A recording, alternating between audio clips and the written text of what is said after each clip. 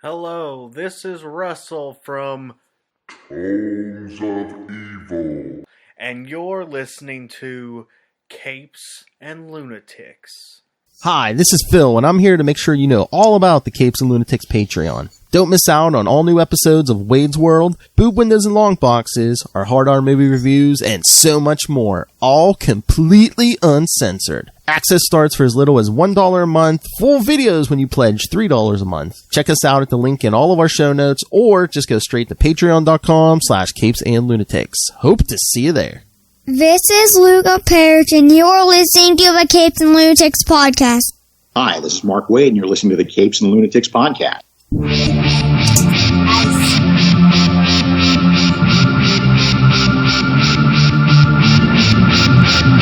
Get to 11!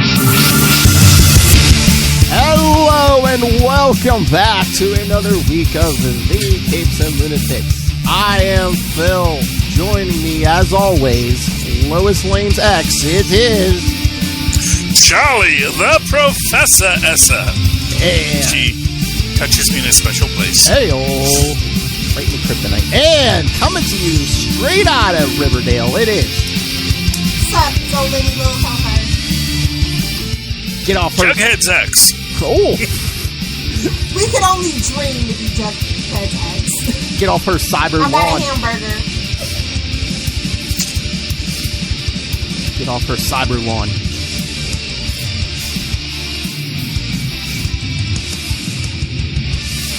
Alright, so... Yes, we're trying a new model tonight.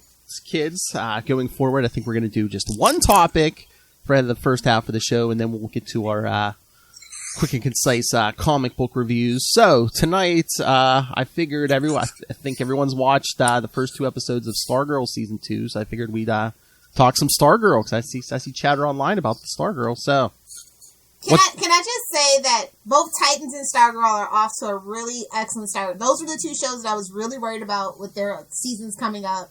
And now I have complete faith in Doom Patrol being as wacky and weird as we want them to be. Like, I think they finally get it. I think they're getting it. I don't know. I like the first 3 episodes of Titans this season, but then episode 4, I was kind of, I don't know. Did you watch 4 yet, Lil? I know you have. Yeah, I did. Okay. I got caught up on 4. You see the short skirt? Yeah. Yeah. I mean, gotta show some skin. They know their audience. See, this is what I mean. They're learning their audience and leaning into it. But the wolf head just threw me. I'm sorry. So they put Dick in a short skirt? We could only dream, actually. Because I know all about them cans for that Dick Grayson. No, unfortunately, it was Starfire. Oh, well, I'm sure she's attractive too. Yep. I'm sure she has a following that finds her quite lovely. Hello, Chantal. What are we fighting about tonight, nerds? We're going to be talking Stargirl Season 2, Episode 1 and 2. And Chantal... Summer school! Like, they're actually leaning into them being kids, thank God. I know. Chantal says, wait, when did Lil become old lady? Always. Oh, she missed the conversation. It was approximately a Wednesday afternoon. We're talking about In Spirit. Yeah. Although I gotta say, like, I'm sorry. I was gonna just say about Stargirl, like, these kids have really awful parents. As all superheroes must in this postmodern comic book era. Like, honestly. Especially Beth's parents. I mean, they're getting divorced and they don't even bother telling her. Well, I mean, they were just, of course, I don't think they talk that much. Although, I gotta tell you, the most interesting thing that we kind of learn in this is why Dr. Midnighter, Dr. McKnitter, doesn't have a child to carry on his legacy. Which is... Because he's an AI? Extra sad. Yeah. But no, in the first episode, I was like, really? Best parents? I'm like, I get that they don't want to talk or spend time with each other, but then wouldn't you spend time with at least one of you spend time with your daughter? Well, I don't know, maybe it's just me, but I kind of got the feeling that, like, somehow they were people that felt a child was an obligation. Like, we should have a child. And then the child wasn't... Yeah, and then the child was actually just as capable as them, which can also be the child's curse, because if the child becomes very self-reliant, and you want to live your own life, you tend to start to see the child as just an object within the place that you don't have to worry about. It's like if you're, for some parents, when the child is self-sufficient and you don't worry about them, that like makes you feel like longing for, oh, I wish I still had that child that wanted to talk to me and be with me. But these guys are like, oh, great, you can like make dinner by yourself? Great, we'll be home at 6, talk to you then. Hope your day was good. You were still breathing, so I assumed you were okay. Here's the key, take out the chicken and don't open the door for anybody. Yeah. Well, and it's sort of that, the problem for her is that because she kept trying to do better, maybe if I get better grades, if I get, if I become even nerdier, then they'll pay attention, but it's just actually nothing to worry about. Why should we be involved? Kid's doing fine raising herself. If we got involved, we'd probably just screw her up. So that's the sad thing there. I mean, when you think about it, the only ones, well, I was going to say, I guess Courtney's the only one with, like, actual parental units. I mean, Yolanda has parents, but, they were barely speaking there in that first season, so it's like... Yeah, but don't they send her to summer school just because they want her to get more school? I guess. Well, and I like that they addressed that, Courtney was failing, because, it's not like the Power Rangers. They actually acknowledge it. Yeah, she's missing a lot of class here. Yeah.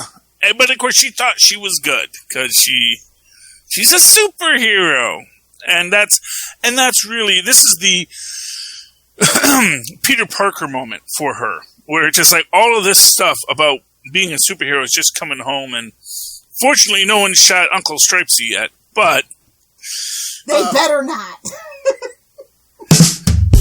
Oh no! In like 30, you mean she's going to be in college for 30 years, like Peter Parker? Yeah, well, we'll see. We'll see what they do. PhD, that's relatable. That's plausible. It actually is very plausible for him to try and re-get his PhD, because it's like, he just got it! Well, Otto got it for him when he was in his body, and then they're like, oh, you plagiarized one of Otto Octavius's old papers, and it's like, no, Otto, plagiarized himself. But you can't exactly explain that, so that's the wackiness of it. But, yeah, poor old Stargirl, she's gonna have to deal with this nonsense because, But I got it at first. It's like, yeah, how much crime, especially super crime, is going to happen around like a small town like Blue Valley, Nebraska. But then, luckily, hey, we're getting Eclipso, we're getting Shade. Injustice Unlimited! Let's combine all the things! Well, but the fact of the matter is that obviously this was a supervillain hub where all the supervillains came here. Wasn't to be supervillains. The villain for a while? Yeah, it was Icicle, wasn't it? Yeah. Yeah, everyone was part of the evil conspiracy. So naturally, now that there's a power vacuum of supervillains, all the other supervillains are going to come to town and, we heard you're having a rummage sale, I'm looking for some white elephants. No, literally magical white elephants. Do you have any? And that is, but no, remember, that's to be expected. Icicle was hit by the truck and shattered, and guys like that never can put themselves back together. Just ask the Sandman. Oh, I see Sandman. Yeah. Although went and do a shop vac and then lock that shop vac up. Drop it in the ocean. Yeah. Well, of course, I don't know how his powers work. I don't know how well he does put himself back together after shattering. It's like, has he ever had an arm that he had to reform? If he hasn't, then it's like, well, maybe it doesn't work as easy as you think it does. Like, Or it's like Iceman. It's like you're about to die, so your body like evolves that skill or something. Yeah, but that's Iceman, and he's, first off, a hero, beloved, and Marvel. So... Well, again, too, it depends. It depends if they want the character back, I guess. Well, okay, yeah. How are we feeling about the Sylvester lookalike? The who? The Sylvester lookalike that shows up in Nevada and he's looking for Pat. Oh yeah. Yeah. Oh, you mean the what's his name? The guy from Community. Oh yeah, Joel McHale. Yeah. Yeah, so we don't think he's actually Starman. He is a Starman doppelganger. A clone something. It's not going to really be him. That's my personal theory because that's just too easy. Or unless they combine, yeah, I mean, unless they combine different versions of Starman, Lilith, and it's like, oh, I was always an alien. Don't you shut Jim Johns is not a fan of that, and that this is his baby, so I don't think we're going that route, but I think they're definitely not going to be, the second season is not going to be straightforward storytelling. I just feel it in my bones. Yeah, maybe he's an Earth 2 double kind of thing. Exactly, because isn't Flash supposed to John Wesley show up? Yeah, John Wesley ships Jay Garrick's supposed to show up here soon in an episode. So it's like 4 or 5 or something like that. So something like that's that, what I'm thinking. Yeah, it's to pull at your heartstrings, things like that. Yeah, tip that helmet. Yeah, well, Oh yeah, because they did do John Wesley's ship as the Flash in this original JSA, correct? So I mean. Or are we supposed to take from this that this is always John Wesley's ship's Earth 2 kind of idea there? Although that was pre-crisis, now we're post-crisis. Yeah, exactly. So it could be no. Actually, wasn't it Earth 3, not even Earth 2 or whatever it was? I don't know. I think, but the whole it was Earth 3 because Trickster. Yeah, it was Earth 3. But nobody. But like Flash and the rest of them don't know the multiverse is back. So unless Jay Garrick's the first one to like rediscover the multiverse. Which I feel like he would have mentioned the last time he showed up on The Flash in like the penultimate episode, right? Yeah.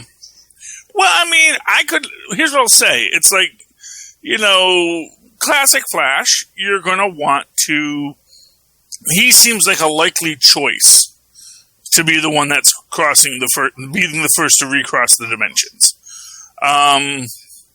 Just because it's old school and, he can lift right out, and if nothing else, he doesn't have to be the Flash's John Wesley ship Flash. He could be this universe's John Wesley ship Flash. So it could be that this is just retired Flash from this universe. Or he's going to pull a season 1 Supergirl Lilith, like when Barry crossed networks and shows, maybe John Wesley ship's doing something with his speed and accidentally rediscovers. Yeah, I think that would be a cool nod and reference. But I just want to say I like the bad guys more than I like the good guys so far this season, and I don't know how I feel about that.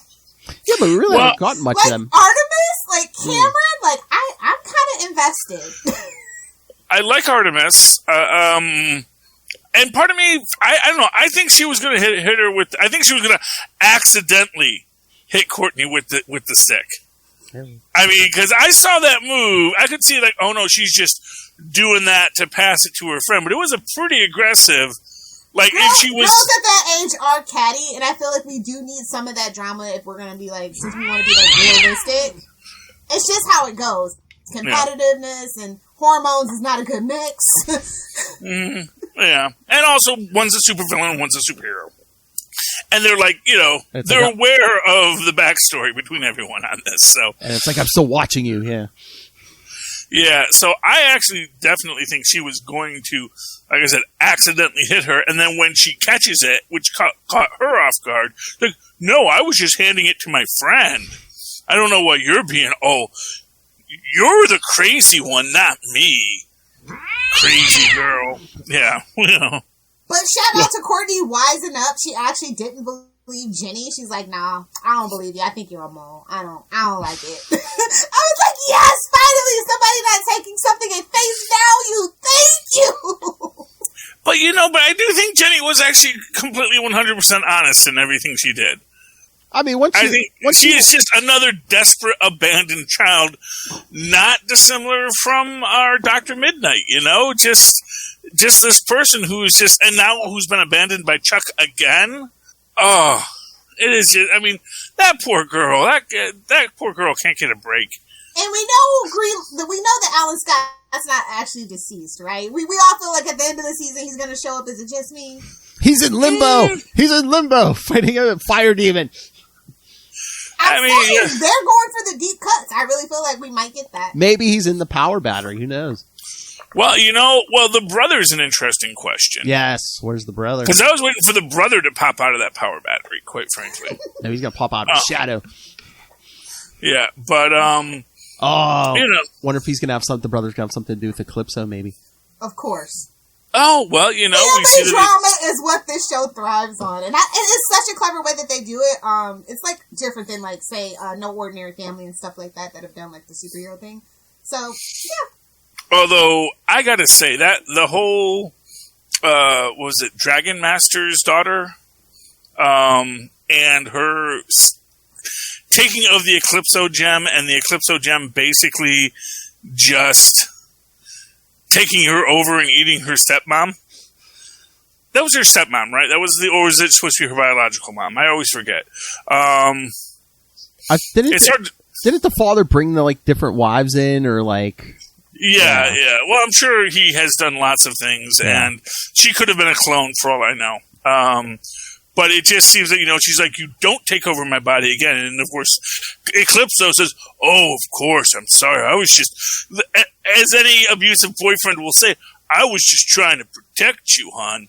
I felt you were in danger. And so I just felt the only way to protect you was to take over your body and rob you of autonomy for a few minutes there, so I could kill your mom. Yeah, keep making magic wishes. Just an evil bitch anyway, right? Whoa! Keep making magic wishes. Nothing bad will happen. Oh, but I do like that Courtney is also showing growth, and she apologized to Jenny because it was jealousy, because Jenny's an actual daughter of a superhero. Like, I just like that she can admit when she's wrong now. It shows a little growth. Yeah. I mean, I like that Courtney was suspicious at first, but once Jenny started lighting up that power battery in that ring, shouldn't you be like, okay, maybe she's who she says she is? Although these villains in this series are very, very tricky and underhanded. True. So there's that. Yeah. And to be fair, I also think that a lot of what Jenny was going through was this fact that everyone's like, oh, you're the real daughter of the real Green Lantern, and aren't you so special? And she's like, you do know I've been in foster homes for the past 18 years, and I have no support in my life. I am literally a homeless lady because I got kicked out of the last foster home, and they're not going to get a check from me anymore. But she always is also trying to put on that happy face and be the good person because, maybe if I'm just a sweet, adorable urchin enough, someone's going to adopt me. Paging Shazam. Yeah. Well, Somebody come adopt this girl, please. Although, can I just say in this show, I mean, even on a TV budget, the few minutes we got of Green Lantern stuff with the power ring was better than that Green Lantern movie. Yeah, I can agree with you on that one. So, bravo, Stargirl. Yeah. Well, they have been pouring a lot of love and care into Stargirl and Titans. You can see the budget increase very visibly, whether it's the costuming, the sets. And and the effects, so I do appreciate that. And I'm assuming I feel like they're going to be there for the long haul now. And I'm assuming with Flash winding down. Yeah, I'm assuming Superman and Lois has a decent budget too, because it always looks pretty decent. What do you guys think about and I know this is going to be a little bit of a deep dive here, but what do you guys think about the relationship between the grandfather and the grandmother of Icicle's son? Where the grandmother is like, we should tell him about how evil that girl is. And grandma's like, just let him be happy. Maybe we should let them be happy. Maybe everything can't be our Nazi vendetta. I was going to say, the grandmother. Maybe we should just let grandkids live a life. Yeah, the grandmother's like, did you forget you're a Nazi? Yeah, I mean, really. Well, you mellow in your old age. Everybody knows grandparents mellow in their old age because they're just trying to make it to heaven. Well, must be good we're just, trying to get wherever you're going to get, quite frankly. Because, at the end of and for what it's worth, it's like, what? We raised our son to be a good supervillain. Look where it got him. This kid might be happy. Maybe that's going to be a good thing. A young kid and his dog hit him with a truck. Let the grandson be. Yeah, well, but only because he was trying to mind control the world. Well, have you guys heard the most recent Stargirl news, which I'm super excited about? What? No. Leah Thompson is directing episodes 3 and 4. Yes, that Leah Thompson. Oh, really? Oh, yeah. I thought Caroline in the City. Yeah, I'm super excited. I remember hearing that a while back. She was going to direct some. Yeah. Well, great. Good for Leah Thompson. Yeah, so she said she kind of wanted. she's been kind of shopping around an actual Howard the Duck TV show that she kind of wants to executive produce too. So I feel like she's trying to get her foot in the behind the scenes stuff, and I'm like, I'm here for it. Y'all know that. I love Leah Thompson. I love Howard the Duck. Hey, we got all this money at Disney, so give me Howard the Duck. Hey, we got some Howard the Duck this week on What If. Stay tuned for Super Connectivity, kids. Oh, yeah, yes. That was really interesting for sure. Yeah. Well, I mean, I won't get us off track with Howard, but yeah, I mean, the fact of the matter is that, there's a lot to explore in the comic book universe. And I think maybe that's what DC is really starting to understand. Well, I think that's what I think that's what they're all starting to understand. Because, I mean, look at the next two Marvel movies, Shang-Chi, Eternals. I mean, I think both sides are discovering it doesn't always have to be Superman, Batman, and Spider-Man. Oh, yeah. Well, of course, that's the thing is that Marvel always knew that. But they also tried to be like, no, we'll be serious and adult. But, of course, you can tell a serious adult story about guys in spandex, Mm-hmm. Sometimes the best adult stories start with guys in spandex. I concur. Yes, Check with Hellfire's hard drive. And, but yeah, so I think that, we're getting this, not running away from the IP, saying, you know what, this is the IP. And, maybe we can't make it look quite as ridiculous as Kirby drew, because Kirby, for all of his talents, had lots of problems with anatomy and sometimes perspective because he was drawing really fast. Well, you got so many books and only so much time, I know. I'm not faulting the man. The man was drawing 800 books a day. Well, again, too, it's like technology, I think, is finally caught up where we can start really portraying a lot of this stuff in live action much better. I mean, I was just watching, for our on a TV budget, no less. I was just watching the Trial of the Incredible Hulk for our Patreon episode, and oh my lord, those special effects. They did finest 1986 technology had to offer, my friend. I know. That's a classic, and I'm glad that we all are in agreement that Stargirl is good for now. I think most of the internet's been in agreement since season one. About Stargirl. Yeah, lots of it's a good second generation superhero story. They're not stepping on people that Captain America would never do that, and why are you making Dr. Doom be such a wimp? They're or Superman shouldn't do that, or Batman shouldn't do this. They're not those characters. These are a completely different set of characters that most people have no heart attachment to, but they have that vague familiarity that makes for good storytelling. Oh yeah, if you don't read, I think that's what makes Stargirl special too, is because Jeff Johns did the modern interpretation. He's the executive producer. He's the showrunner. He has, he did this for his sister. There's a lot of sentimental value in that, so he's very protective of the property as well, and that also facilitates other he can just say, hey, I want if Shazam's not going to make a third movie, if we get season 4, can I use Shazam? That kind of thing. He's got that kind of heft and weight to it. And that makes other people, more quote-unquote high-caliber people, whether it be directors, writers, want to come in and join the fun, too. So, I think Stargirl has a lot going for it, both in and behind the scenes. Yeah. What do you think about, now, and because I can't tell actors apart, that is young Hourman leaving out food for Solomon Grundy, right? Rick? Yeah. Yeah, Rick.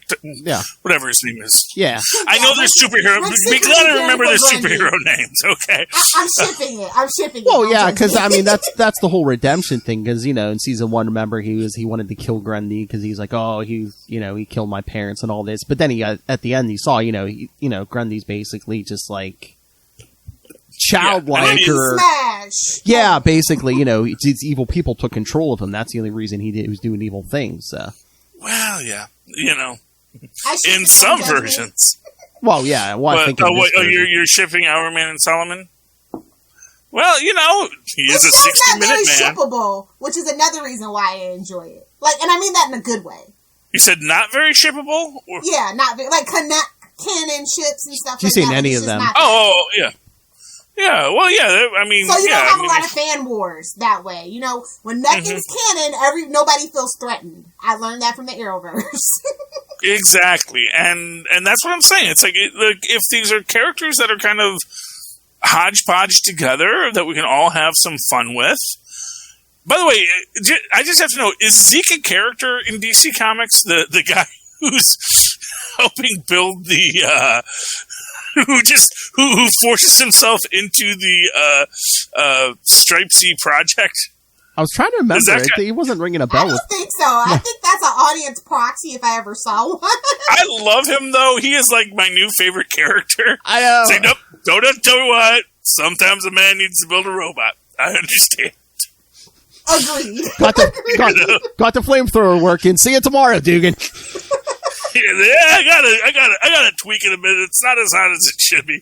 That thing's gonna be a freaking cutting torch by the time he's done. It's like, and I love that. I love that concept of just a guy who's just a tinkerer who is like more than happy to, just don't care what you do with it. Tinker on some stuff. I don't care what you're doing. Just let me help you work on this thing. Yeah, it's like the neighborhood guy coming over to work on the neighbor's car. It's like, yeah, man, Yeah. Also, I want to hear more about the Star Rocket Racer that apparently he built. Because that is Chekhov's gun if I ever saw Chekhov's gun. Yeah, I mean, but it's also just like such a wait. This guy built a rocket car, and this does not come up until now, because we're always like played to think of Stripesy as just literally the idiot sidekick who drove the car and didn't do anything, and I was like, well, no, actually he is, which makes sense because we saw him build a freaking robot. But the idea that, oh yeah, he built the Star Rocket Racer, and this is actually legend and lore. And although it's interesting because it seems to be the implication here that Jade must have known her father, that she knew that her father talked about his superheroing with her, which is a little odd when you think about it, because I don't know how the timelines work with that. Unless it has something to do with that ring, because she got that ring left for her. And again, I thought in the comics, all the power's internal. She doesn't even need a ring, but she must have something in her Lilith, because, she's like, oh yeah, I'll use the ring, every so often, the ring. And Pat's like, well, Alan had to charge that every 24 hours, and you didn't have the battery, so. Yeah. Well, it's because it was a dead ring until she touched it. That's what I was saying, but she didn't have the battery to charge it, so. But she is a living battery. Yeah, that's the point. Yeah. By the way, did you guys get the vape ad when you watched it? Mm-hmm. Like when it starts to spark? Yeah. I say, small particles can be very dead. And I think it's actually the Eclipso voice saying it too. So it was like, wait, is this in scene? It's a vape. They've done that on all these Arrowverse shows. Yeah, because it is targeted towards teens who are actually vaping at a very alarming rate. Because I know Flash has been doing it. I think even when Black Lightning was on, I think Black Lightning did it too. Yeah. I will not understand the attraction. I barely understood the attraction of smoking. To me, the only thing cool about smoking was lighting up a cigarette because it illuminates your face, which makes for a great visual in a movie. I have no idea what the point of having a little blue thing blowing smoke. Like, it doesn't look cool. It looks like you're sucking on something, which is not a cool image for anybody. Speak for yourself. But don't kink shame. We don't do that. Well, fair enough. I find it funny. Yes, I remember the anti-vaping ads on every show except for Legends. Why is that? Because Constantine's a smoker, but he's going to hell. So what does that tell you? Well, and Bayrod's like smoking or sucking on a bong every episode too. So it's like. Well, but those aren't vaping. I know, but I just. And ironically, those are actually somehow. We have no studies yet, but the idea is like, you know what? I actually think cigarettes might be safer than vaping. Well, yeah, there's even more chemicals in the vape, and it's a whole thing. And like Upload, I totally believe we might have a vape lung epidemic in the near future. Well, yeah, that's how they first, advertised it. Yeah, it was wild. It was the Wild West with those vapes. It'll help you get off smoking, and then it's like, well, at least we know what's in cigarettes. We don't even know everything that's in, Sure, here's your nicotine, your urine, and your fiberglass. Oh, they say, depending on what, some of them have like skull and crossbones on it. It's like, okay, yeah, let's smoke that. Well, because that's That's part of the advertising. That's part of that's the brand design, Phil. You want to die young and pretty? Yeah. They sell cigarettes called coffin nails. So, it's... People have been leaning into this might kill you. Yeah. And there's a whole philosophical question there about, like, the idea that, one reason why some people aren't wearing masks is they're like, well, but you know what? If I do die, I go to heaven. Natural causes. Southgate philosophy. Whoa, what? I didn't kill myself to get out of this post-capitalistic hellscape. Why did your eye drift over to my box? Accidentally. Philosophy, man. I just want the zombie apocalypse I was promised. So everybody go get vaccinated. Oh, don't put that in the atmosphere. I don't know, man. It's there's one thing I was promised nuclear war, and that we're not going to. Well, with China and the Taliban, sir, we just might get it. No, because it's not going to be a good nuclear war. It's not going to be. It's not going to be the old school, old timey Russian. Yeah, we were promised a small band of survivors at best, but mostly we're all just dying in radioactive cities looking for books. The most they could the most they could do right now is bomb the Pacific and irradiate all the fish. It's like, oh. Well, then we already did that with Hiroshima, so honestly, that's the thing. We've already done that a couple of times on accident. I get it. Just like introducing more radiation, it's like, oh, now we're more likely to die of cancer again, and it's like, I get it. And oxygen kills you. It just takes about 80 years to do. Well, actually, it does. It is very bad for most biological. Well, beat the alternative. No oxygen. Well, tell that to those little anaerobic bacteria. They've been living just fine for billions of years before all its oxygen burners came in. To the ocean from whence I came, for the love of God. All right, these oxygen burners just destroying the environment. Once they started using up all that oxygen, that's when everything went downhill. Okay, Lilith Hellfire took us off course with her hobbies of death and destruction. No, so before we get to comics, so yes, everyone's enjoying Stargirl. I think it's an A so far. Oh yeah, it's and I gotta live tweet it. Jeez, it's just an awkward day. Yeah, lady, learn how to use Twitter. I tweet, I like and I retweet stuff. Leave me alone. You need the live tweet with the teens and Charlie Esser. Well, when Charlie Esser gets around to it, and it's always like on a odd day. It was Sunday. I could get behind it. But yeah, it's a Tuesday. Tuesday's awkward. It's Tuesday. See, Tuesday should be good for me. But for whatever reason, because Maz sometimes likes to record on Tuesdays. That's the problem, and it's on at 8. Yeah. And so when Maz cancels, which he usually does, so that's okay. But I can't be sure. Can we get ourselves to make it a little more mature? Maybe? I don't know. What? Not the problem is you make a teen drama more mature, and you got the Archies in a gang war. So... Without a doubt. It worked for 3 seasons. I know, but I don't want to see Archie in a gang war. I mean, that's the thing. It's not very what I'm looking for. Very much the vibe. Jets versus Sharks. Very much the vibe, Phil. Yeah, I'm just saying. When you're, what are they, the Raging Pythons or something? Whoa! Whatever Jughead's motorcycle gang is called. The Serpents, whatever. He's like so close. Southside Serpents, yes sir. Southside Serpents. I don't know that many things. And so I mean it's cool to have a gang, but once you start introducing like rival gangs and wars, it's like the Yankee Street gang is cool as just a bunch of dead end kids causing troubles. But, when they actually become, active gangland killers and drug dealers, it suddenly starts to get now the bloom's off the rose. And, although I did like their reimagining as sort of a sort of anonymous hacker group, which they did a few years back. And then, Ewing just stole that and made the Hulk be that for people. All right, should we get some comments? Shots fired at you! Thing did it first, that's all I'm saying. I'm not even faulting the writers, I'm just saying Thing did it first. Oh, boy. All right, let's get to some comics. Phil's Comics Corner. Comics. I've picked the creme de la creme. I have 3 books. Oh, Ooh, my. good, because I read almost no I want books. to talk about. And I even picked up the hard copies. Oh, my. All right. Fancy. All right, Lilith, you want to start us off? Well, I'm assuming we all read Radiant Black by our friend of the show, Kyle Higgins. Yes. Yes, we did. So that's where we'll start. Lovely Image comic. I love this for them. It just keeps getting like exponentially better and bigger. Hail. The stakes just keep rising. Yes, I don't know how many double entendres I have left, but we'll see. Keep count. Drop it in the chat if you're watching on YouTube.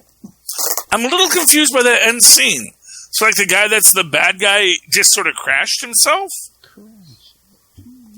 As far as we know. Yeah, I mean, Black and, what was that, Purple? It looks like there's some kind of war going on, so does that have something to do with that war or whatever? Yeah, well, there's obviously some sort of a war. Yeah. But the glitchy guy, they say he's the one who's coming after them. Yeah.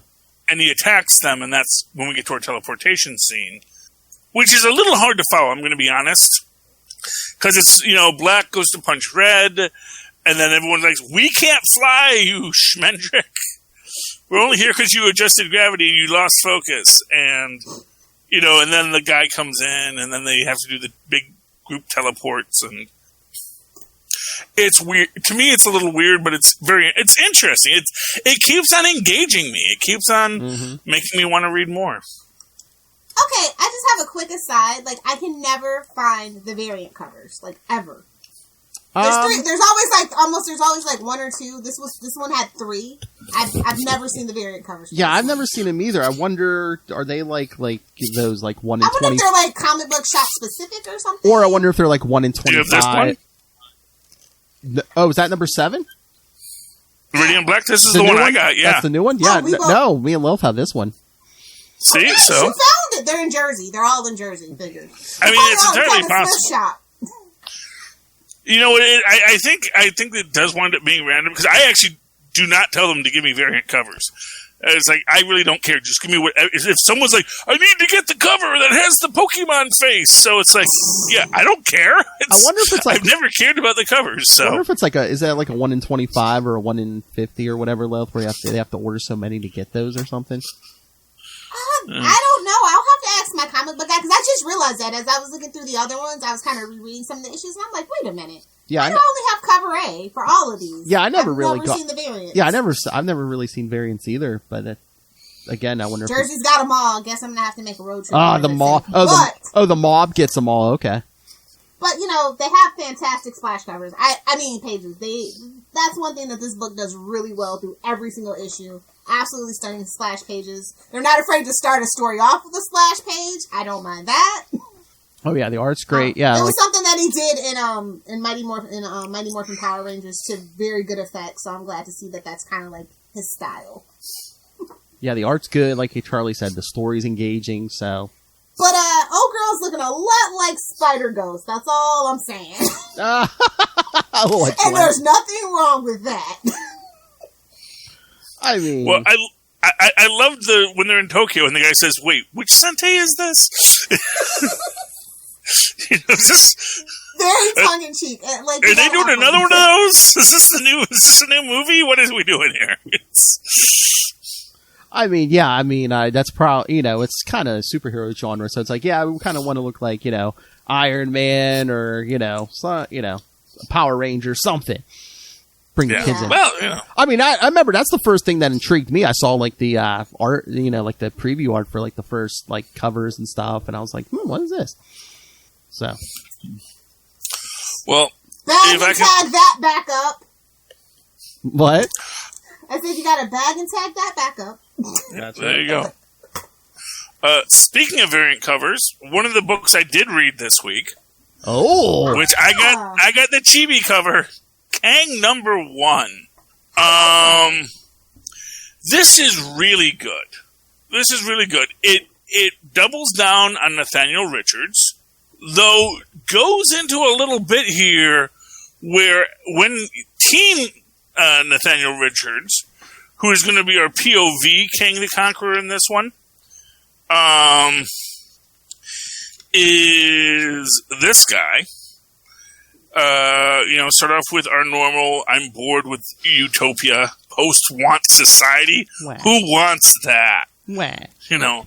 All of my joys, whims satisfied at a moment's notice. Wow. But what's the purpose if I can't die horribly? Ironically, this is a story Edgar that... Allan Poe? I was going to say, Well, Little Hellfire? The irony is that the story takes place 3 months after some school bully slit his throat. Oh. Because, literally, they slit his throat, and he was bleeding out, but of course, it's the future. So they go, oh boy, put on some of that Thompson's Miracle powder, and put his head in the jar, we'll get his body back up, put the head back on, no problem. Just don't let Zoidberg do it. Am I supposed to get my medicine soon? But it's just that idea that, oh goodness, so, Just what a mere cut. he just nearly got murdered, and he's just mad because it didn't take. And it's would you have rather been murdered? I'm sure they have DNRs in the future. You could probably start a whole cult thing. No, man, we all have the DNR. If you cut our heads off, we don't want them put back on, man.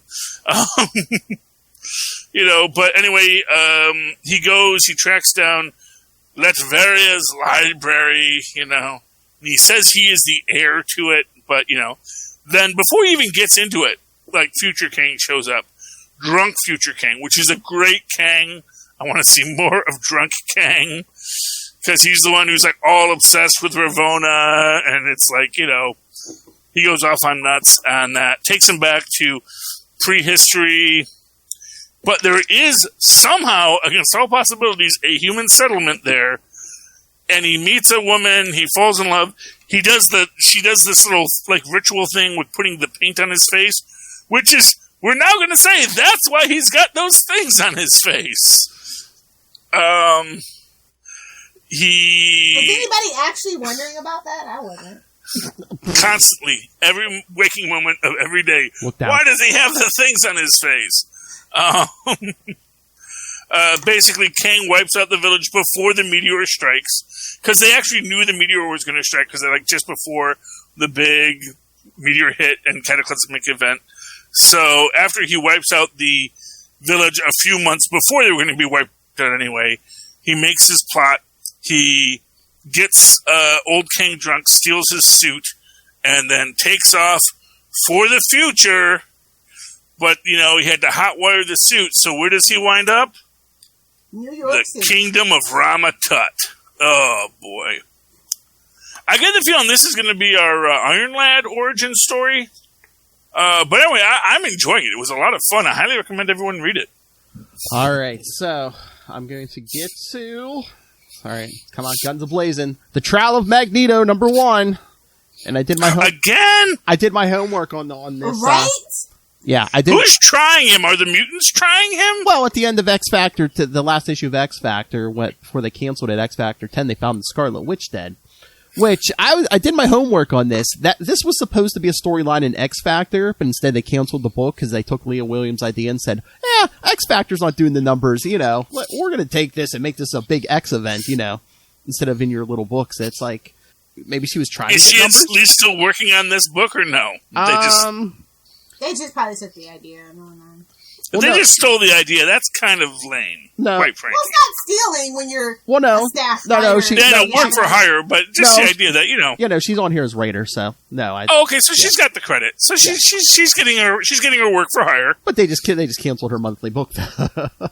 Well, yeah, but books that's how it goes, though, in this environment. True. She'll be on Substack with the rest of them soon enough. But this thing is just they're doing the autopsy on the Scarlet Witch. They're we can't find any DNA from the killer, and it looks like her hands were bound behind her by something metal, but it's not anywhere around now. So of course, don't kink shame her. And they're trying to find after images, and it's hey, someone in a cape killer, so metal, someone in a cape. So they all accuse Magneto. He goes nuts, and Wouldn't it be more logical to accuse Polaris as her maybe sister that isn't her sister, that has mental health issues and probably has attacked her in the past? No!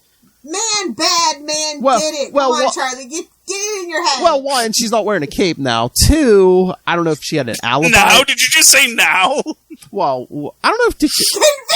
I don't think she's worn a cape since, what, the 60s or the 70s?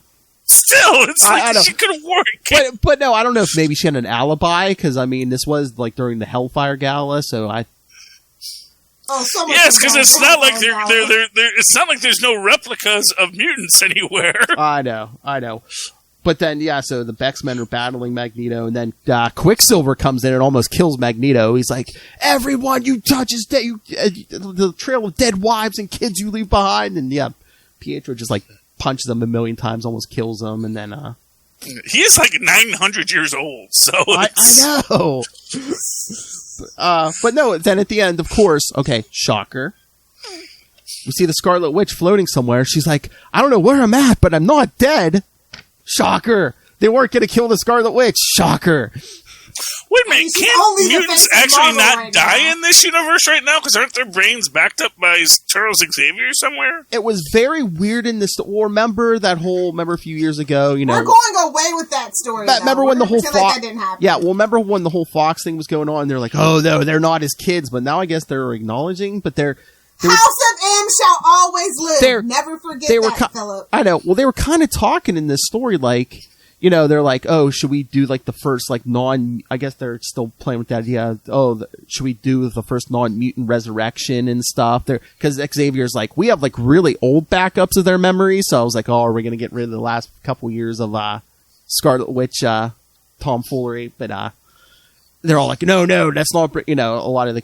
Oh, that's right, because he's not officially a mutant anymore. Exactly, yeah. So like, actually, manipulations by so like a high evolutionary. So they're like, should we bring her back with like an old memory backup? Very old memory backup, and half of them are just like half that out. And it's like, no, don't bring back the villain of M Day and stuff. And so the vote fight. I mean, they're gonna do it. You know that. Oh yeah, because we're done with the Phoenix Force and Scarlet Witch. She's the face of Marvel and Marvel movies and stuff like that right now. Well, again, her soul or her whatever is somewhere. So unless they resurrect her some other way, but yeah. There's clones and robots and time shenanigans. Oh yeah, that's the thing. Oh yeah, that's the other thing. Yeah, the article this week. It's like, what's his face is leaving the X book. So it's like, they're like he had like a 3-act plan, and like no one wants to go past the first stage. So what? They're just gonna like go back to the old status quo. It was when Hickman's leaving, so they're just like, let's throw it out. What I don't get about that is like he probably told them what he was going to do. Oh, I'm sure he probably did, but from the sounds of it, I don't think anyone else wanted to execute stage 2. Well, I get the feeling it's kind of like it sounds like Winter Soldier, where it's like it was only supposed to be like 4 or 5 issues, and then everyone loves it. We're just going to keep on doing it. And eventually people got tired of it, and it would be going back to status quo, so it was easier to do. Mm-hmm. But it's like, everyone's like, no, everyone really likes this. We're going to make this the new status quo. So, mutants have a whole country now, and for what it's worth, it actually makes sense in its own way. Like, if you're going to arc it, it's like, maybe over 100 years, a mutant society that has established itself with super science and things, probably it's not just going to collapse from within immediately. Even with you having to work with Mr. Sinister. But I just wonder, too, are MCU X-Men coming, so they're just going to flip to whatever they are in the MCU? Clean, baby, from the X-Men MCU. Well, but here's the thing. If they just want to do reset to a baseline, they could tell the 3 acts, complete it, and then go back. I just wonder if they have a timetable now, if they know like something's coming in the MCU, see. But they're still stuck in Act 1, so it's not like they can just end at Act 1 and say, "Oh, now we're back to 0." I don't know, man. It's all like Spider-Man. I was going to say they figure out ways to wrap stuff up quicker when they have to. Oh, sure. I mean, we got Mephisto about to inferno the whole freaking planet, so obviously there's stuff to happen, but about to enter the age of Riley. Woo! Sorcerer Supreme, I'm okay with that. Anything's better than Doctor Strange. All right.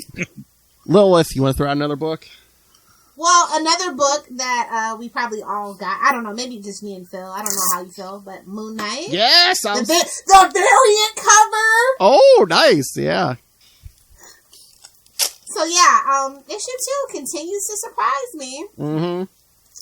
I don't know though. I'm a little skeptical now. Why? It seems like they had a plan, and now I don't know. Now I don't know. I mean, Charlie, did you read this? I did not get the chance. I barely read the books I actually purchased. I didn't even read the free comic book day books yet. I'll be honest with you. I thought this was. I thought this was great. I'm like, he's fighting a guy who can control people through his sweat. Like he sweats on somebody, he can like control him. And that's like. And then he's like, that's a phobia of mine. So that's probably why I don't like it. But no, he tells the guy, he's like, yeah, go ahead, take me over, go ahead. And so the guy gets in his head. And he's like, wait a minute. He's like, you think you're going to take me over? He's like, my mind has been like strip mined by a higher being, and there's all these multiple personalities. He's like, you're not taking me over. No, He's like, I'm making you a vegetable. I just wanted to get violent again. Like, I just feel like that's what I love about Moon Knight. He's very vicious. And I haven't seen it yet. I just think we're going to get some of this. We're going to get some of stuff like this, and then and then other times he's going to be punching people in the face. Flash page. Ooh, look, there's a big hole in it. I know. I like the contrast. The coloring is amazing on this book. I love it so much. Best thing about and he's wearing the Mr. Knight costume. Yeah. Yes. I mean, Moon Knight's he's a mental superhero now. So you got to have one battle in the. It's like the Hulk. You got to have a battle in the mindscape if you want to have a mental superhero. Yep, and he even dresses up all nice too. Exactly. See, yeah. Mr. Fancy now. You can take over my mind, but which mind are you taking over? Just give me more Frenchie, man. That's all I want is more Frenchie. He has a vampire assistant, though. I like that. That's nice, as vampires go. But yeah, so canon in the MCU now. Again, I thought Moon Knight was kept up the quality from the first issue. Yeah, I guess we can't go to therapy every issue. But if you want he needs it. But if you want an hour's worth of review of this issue, yes, go check out the upcoming Into the Night episode. The Moon Knight podcast. The Moon Knight podcast. Sounds like a plan, Jan. Charlie, got they're very big fans of the Moon Knight. The Moon Knight. I know. Charlie, got another one you want to throw out? Oh, I mean, I got a few. I actually. I could here. You know what I'm going to do? I'm going to actually throw out one I didn't even read, just to save some for extra. Did you read Iron Man 11, Phil? Yes, I did. Okay, because I just got to get into this whole Deus Ex Machina High Tribunal. Oh yeah. By the way, Tristan, and I'm saving this for Super Connectivity, which is why I haven't mentioned it yet, Tristan. Tristan has a trailer theory that he wants to do about Carnage that you'll hear on Super Connectivity. But he was mad because I wasn't mentioning it yet. But yeah, this Iron Man thing, I mean, yeah, he's on that planet and it's like, oh, hey, Stiltman's betraying everyone. Who could have seen that coming? Yeah, with his little philo hair and everything. But who's the other guy with I've forgotten. I think he was in some Marvel premiere story or something. He's like a Canadian Iron Man or something. Yeah, he's got some kind of Iron Man armor. They remind you every so often he goes A, so yeah, they remind you he's Canadian. Yeah. Just a little side note: we're getting Riri Williams in Wakanda Forever. That's right. That's right. Black Panther 2 is going to be introducing Riri Williams. Yes. Is that official or is that rumor? I thought that was official. Well, that's great. Yeah, I think didn't they say Feige confirmed or something? Yeah, I think it's confirmed. And to be fair, they established the idea at the end of the last Wakanda that Shuri is going to be in charge of the technological outreach to inner city communities like Chicago. I hope to keep her a Chicago girl. Don't make her one of them Californians. Keep her in the Midwest, where she knows where it's cold, eh?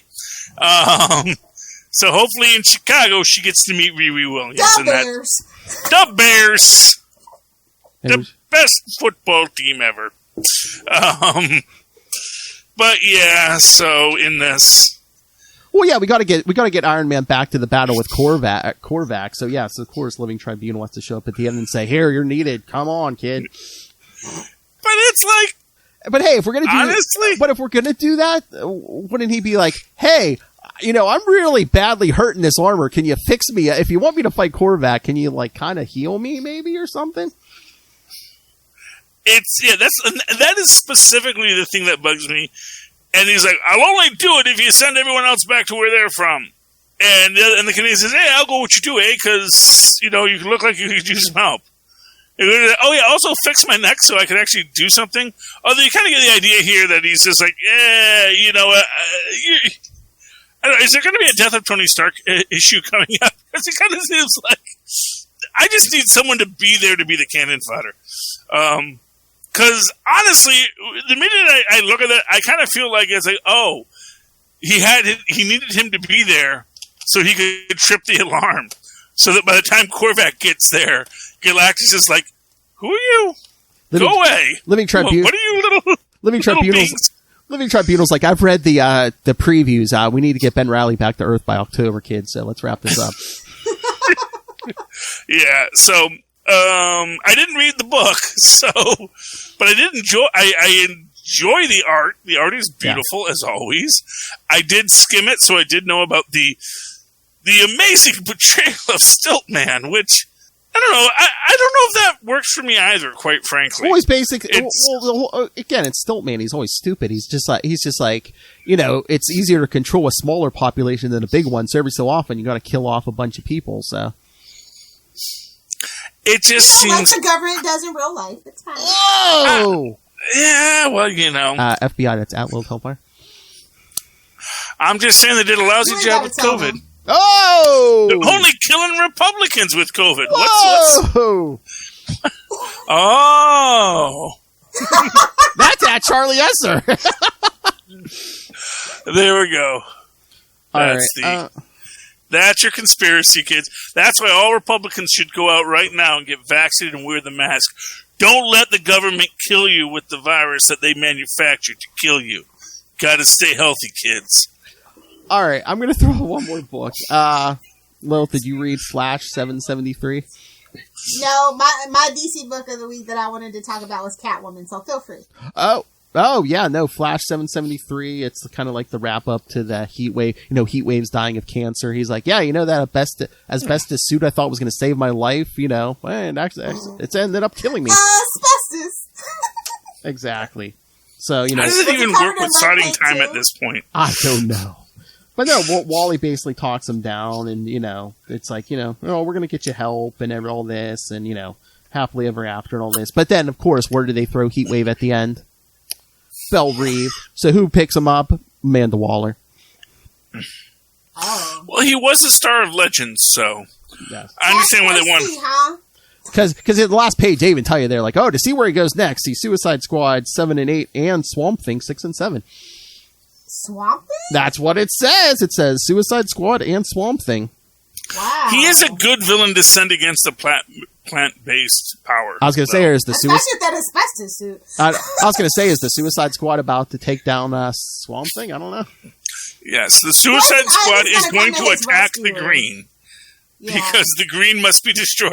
Well, the Green hates humans, so it is, because we're awful to nature. I get it. I agree. I mean, technically, they hate all meat creatures because, And I'm assuming this book must be selling or something because I swear it seems like the book of ads because there's like one page off in space where we see Yellow Lantern Jessica Cruz and it says, how did she become a Yellow Lantern? Read the upcoming Green Lantern annual. It's like people are happy to have Wally back. That's all. Exactly. If you want to keep order, great art, original, OG suit. Come on.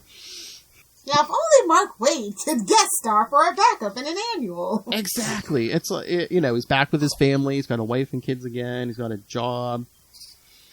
Oh, Wally West, yeah. Wally West, yeah. So they're stopped treating him like the redheaded stepchild. That's nice. I'll give it a couple more issues before he's back to being the whipping boy, though. Mark my words. Well, 2 more issues will be... Mark them! 2 more issues is 775. I wonder if they'll do an oversized one with a bunch of backup stories. We could get a Wade story in there. Wouldn't that be in the solicits already, though. I didn't see it in the solicits, so. Oh, I can't remember if I read the solicit for $7.75. Huh?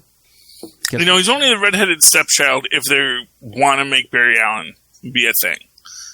And we're giving Barry a little break. So. Yeah, so as maybe long as about 30 years, we'll be okay. Hashtag still better.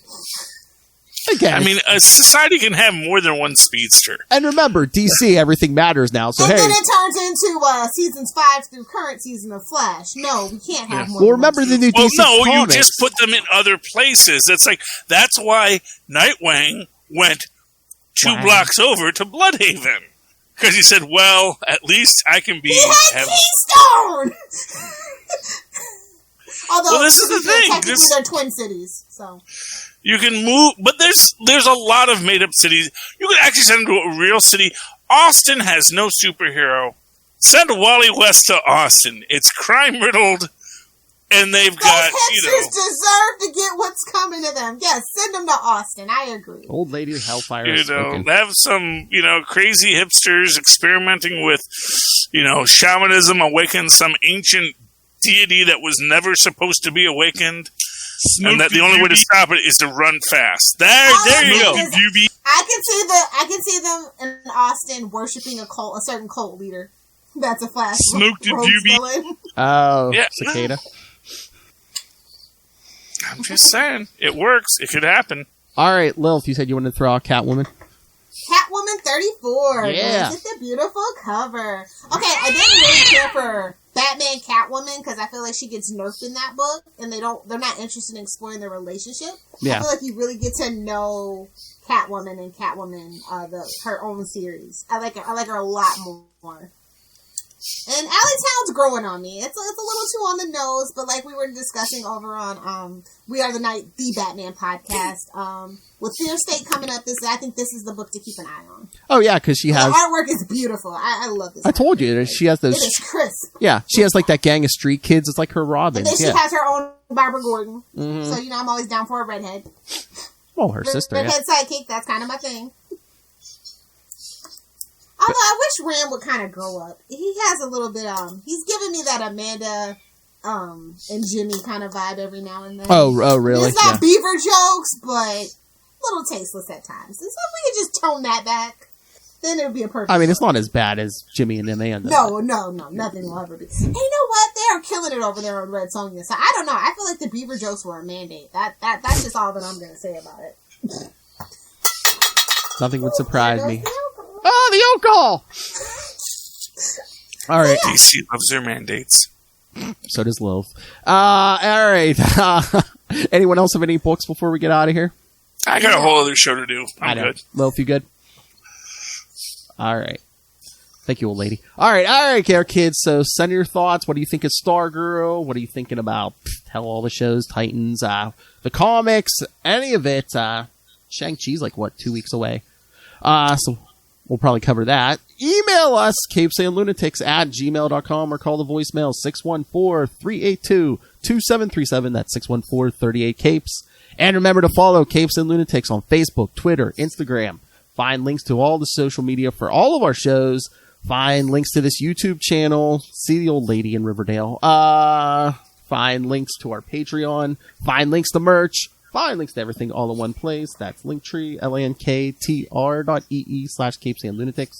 And please remember, support all things Southgate Media Group. Go to southgatemediagroup.com.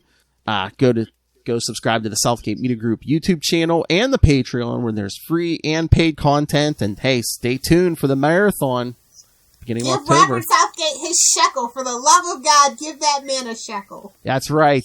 And the easiest way to do that, just go on Amazon and pick up Pod Life the book, now in digital and paperback. Or when you go on Amazon for anything, see Lilith Hellfire giving the finger. Yes, when you go on Amazon, use the link for Southgate Media Group right down there in the show notes. That's why Lilith's giving the finger. Help us support. Scroll down! Our new t-shirt. That's right, kids. So yes, use the link for Southgate Media Group for Amazon. Help us support this show, the network, and that man who's got multiple personalities like the Moon Knight, Rob Master Doom Southgate. Make it rain, so says Master Doom. Please kick me in the pants. I get so much right. Mark my words. Lilith. If you nerds think that I should live tweet Stargirl, let me know. You can add me over on Twitter at Lil Hellfire, on Instagram at Lil Hellfire69, and of course, making comments, not content unless it's Star Trek related, at Lil Hellfire69 over on TikTok. Suck it, Kona. Been a while. Not in the face. All right, Charlie Esser. Well, you can always write to me in the old-fashioned email way where our mothers and fathers once did at superconnectivityblog@gmail.com. That's superconnectivityblog, all one word, @gmail.com.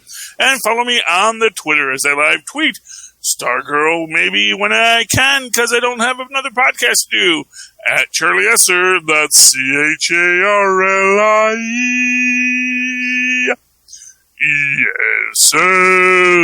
ESSCR. Look for the 2 E's in the middle. For quality. Bing! Thank you, Maz. We should hold ourselves responsible. I don't want to do that. I'm an American. America. All right, kids. Thank you for joining us down here in Blue Valley, Nebraska. For another week, we have been your Capes. I'm Passand. Lunatics.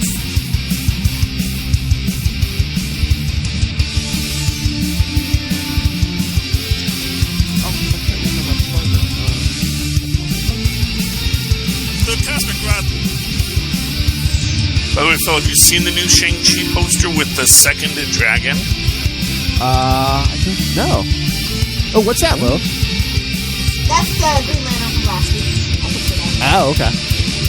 Despite it being a $6 book. Yes, I read Green Lantern. I don't have to cover them.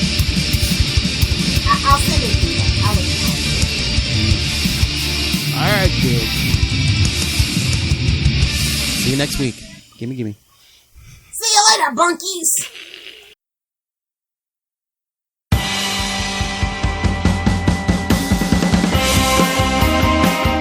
Hi, I'm one of the High Priests of Khonshu Ray, and I have the sacred privilege of providing you, the loony listener, with a podcast honouring Marvel's very own Moon Knight. So join me and a host of others at Into the Night, a Moon Knight podcast. Follow us on Facebook, Twitter, and Instagram, or support the show by becoming a Patreon member. Into the Night, a Moon Knight podcast. It's time to get your Khonshu on.